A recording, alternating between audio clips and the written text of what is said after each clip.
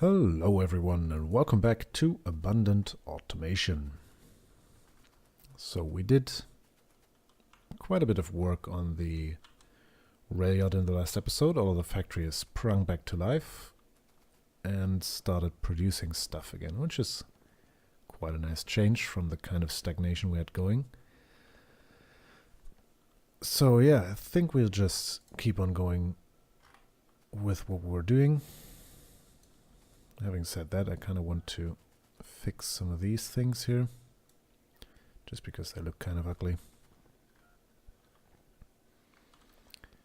So I'll just take all these out.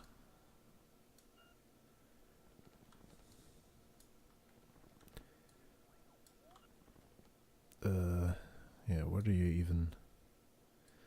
There's also no coal coming in from the top, so that can be straightened out as well. Yeah, you know what, let's just do this. Makes kind of a nice sound, so I don't think it's much slower than doing it via the bots. Well, this will be, however, if we manage to not destroy the railways. So yeah, that's most of our, well, all of our initial base deposits done for, really. Oh, what of this? Can we... No, that's being powered from below, but there's really no reason to be so...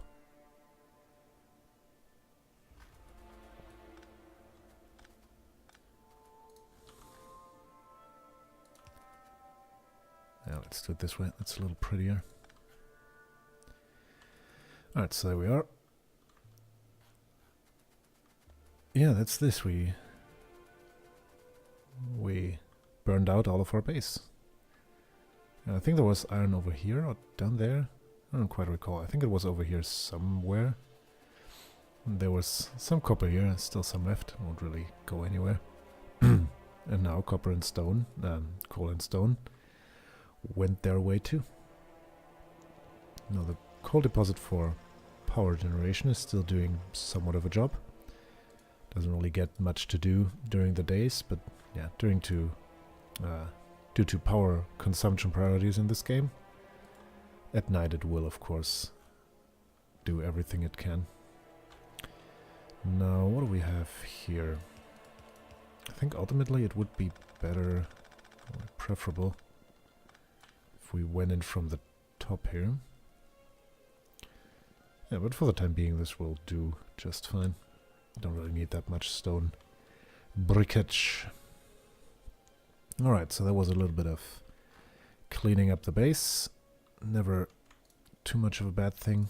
Let's also get rid of some of this stuff. Alright then, what about the FARL, you ask me? Now for FARLing we essentially just need straight rail, signals and big poles. Now the FARL can also lay concrete and walls. Now I don't care too much about concrete because it would just be an enormous strain if you wanted to do any stretch of track really with the FARL. So we could just take a look. Yeah, I think I'm gonna want to get a closer understanding of how much I actually need for this. So let's see. I think most of what we need the FARL for going forward will be 4 tracks running in parallel. And now let's say, yeah, how much is that? So we would want 2 tiles on either end. So for every 4 rails we need 48 tiles of concrete. And yeah, it's just no. So we won't be doing concrete. What we would be able to do really is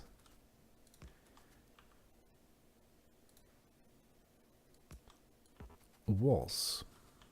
So let's see about that. So with maximum distance here, How much of everything do we really need? Let's see. So let's say we signal at every pole, give or take.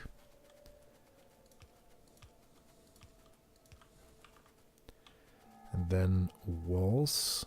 Let's grab some of those.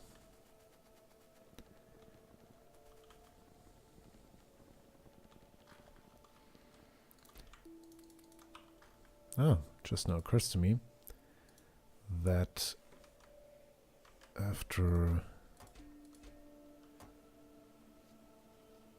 You know what? I think I'm just gonna make this a regular inserter.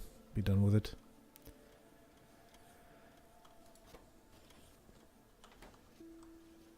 Ah. Oh well, let's just leave it the way it is. I think I restricted the capacity on that chest at a time where we didn't really have much stone. But now we have, so yeah, no reason to hold ourselves back there. Alright, so what we would want to have happen is kind of this. Right? So it's either that or the same with 2 lanes. And then we would ultimately fill all of this with concrete, probably manually, while risking our own lives. But yeah, that's pretty much it. So what you could say is that what I'm selecting right now is the ratio. So for every power pole we need 4 signals, 60 rails and 60 walls. And that's it.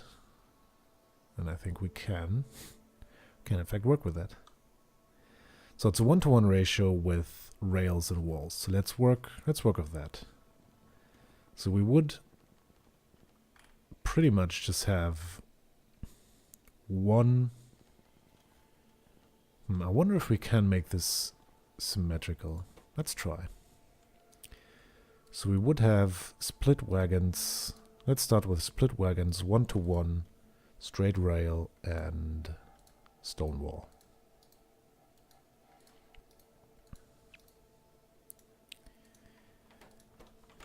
So let's say we want 6 of those.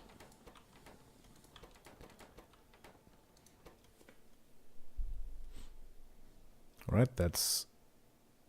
Oh no, that doesn't work, does it? No, because walls stack up to 50. Straight rail stacks up to 100. So what we'll need to do is do this. That's 1-to-1 now. That's 1,000 straight rail and 1,000 stone wall. Yeah, I know we fill this to the right. Yeah, that's better. Alright, so we're up to 6k straight rail, 6k stone walls. So far so good. And what that also means is that we have a pretty nice number here. Because this essentially just means we need 100. If we stopped at 6k, we'd need 100 thingies, 100 power poles and 400 signals, and we'd be done with it. Now let's see what we can do there. 100 and 400. That would pretty much mean we could do 2 wagons with 1 stack of those and 4 stacks. Where'd they go? 4 stacks of those. Now that will be enough in my book. Yeah, there would be 100 big poles supplying 6,000 rails and 6,000 walls. If we do this in both of these center wagons.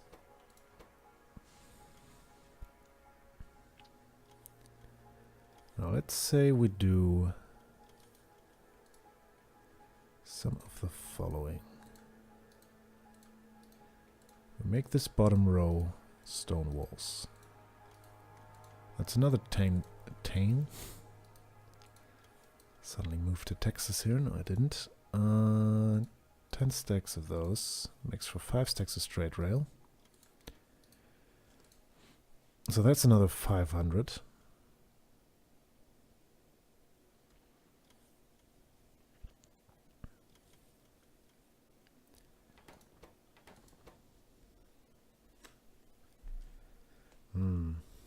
And also probably want just a little bit of curved rail and chain signals.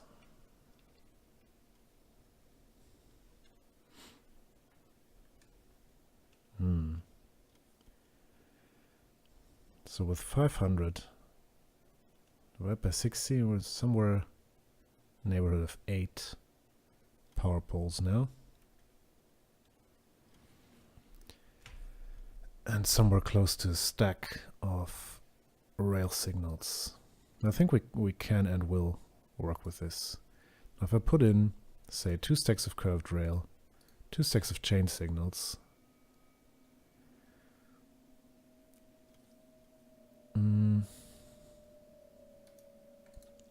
let's do it another way. I want a kind of sort of a nice tiling here.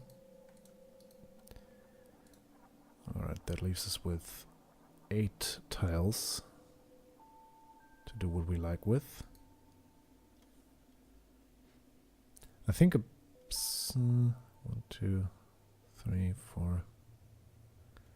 Yeah, some train stops in there wouldn't go amiss.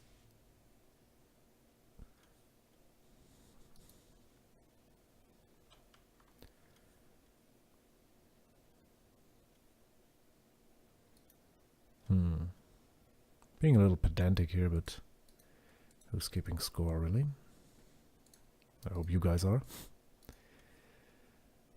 Right, so train stops, and now what do we say? Initially we had 1 big power pole and 4 of those. Well, with this setup we would have 200 curved rail, 200 chain signals. Let's clear this just to not get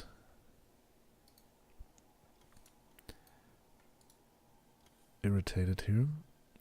Well, yeah, we also need the chain signals and the curves are of course just for junctions, and for the junctions themselves we also need signals, so we'd probably be better off by doing something like this. So that's now the 4, maybe 5. Yeah, I think we'll do this way and be happy with it. Copy these 2. That leaves us with plenty of leeway in the realms of commodities, and I think now we would pretty much, if we're just FARLing straight ahead, we would be running out of straight rail before we run out of anything else, and then we can still do a lot of junctions. Mind you, junctions would also mean that we'll need straight rail for them, but nah. We'll be fine. We will be fine. So, let's hop to it then. That also means that we will... Yeah, that we'll not need 2-sided loading for these. That's a relief. Not so much for the resources, because I think we would have them. But it's still kind of a nice thing to be to actually be able to walk through here. Now, of course, we can't split these up 1 to 1. So I'll just do what did I just... So let's do 1, 2, 3 of you, and then 4 chests of stone walls. That'll be that. Over there, and the last 3 as well. And then here in the center we need another setup, but none too complicated.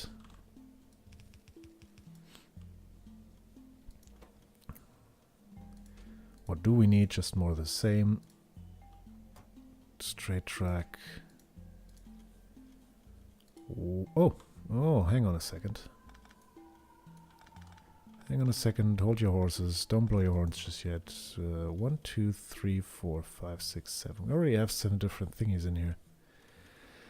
We definitely also want walls. We definitely also want walls. Gates, I mean. Excusez-moi. We already have 7 different items. It's kind of a problem. So I think we'll... Yeah, 100 gates will be more than enough. So I think we'll hold off on train stops and rely on bringing them ourselves.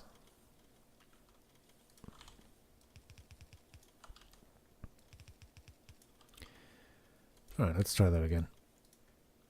Straight rail.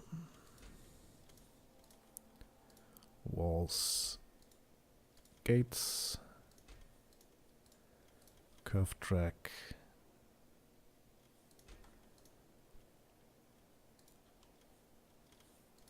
One signal, 2 signal. And what did I miss? Power poles. There you go. And now we can copy that. Just stick it there. And at some point all of this will be well filled up and we'll be just ready to hop in any of these trains and be on a merry way. Now I want to do a bit of lighting around the place here.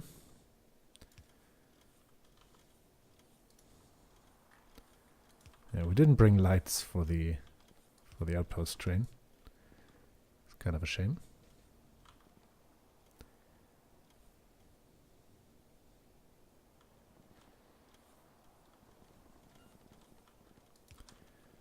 So over here and down here.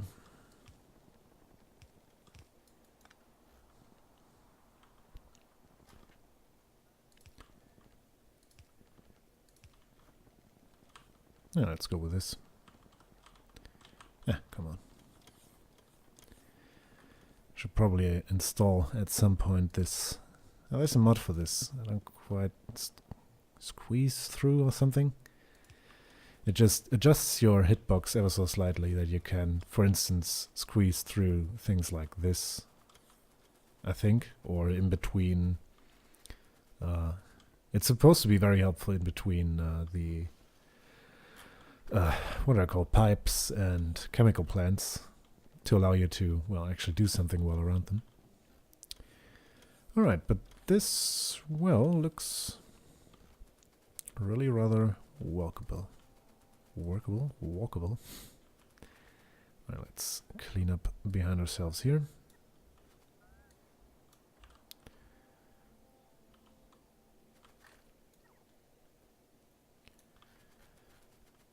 Right, there we go. Concrete train is already ready to go. 24,000 concrete plates in there. That sure is one hell of a freight train.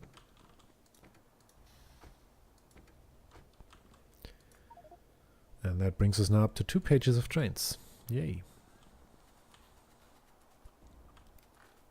Alright, now down here, I want to do this real quick because it really isn't much of anything to think about. If you can grab yourselves the appropriate locomotives. Also, way too many construction bots in here. Yeah, so for these player stations down here, we really don't need to be doing much. We'll just name them. If I can hit the correct key here. Just have to lean around my microphone there every time I try this. Yeah, and then we just get you. I'll steal a little bit of wood here.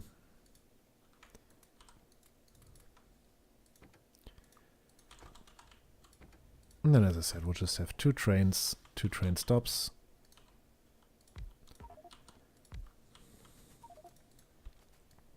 I'll copy this setup. Yeah, I did drive you up, did I? There we go. I'll do this and that, and I'll take the reverse layout from the other end.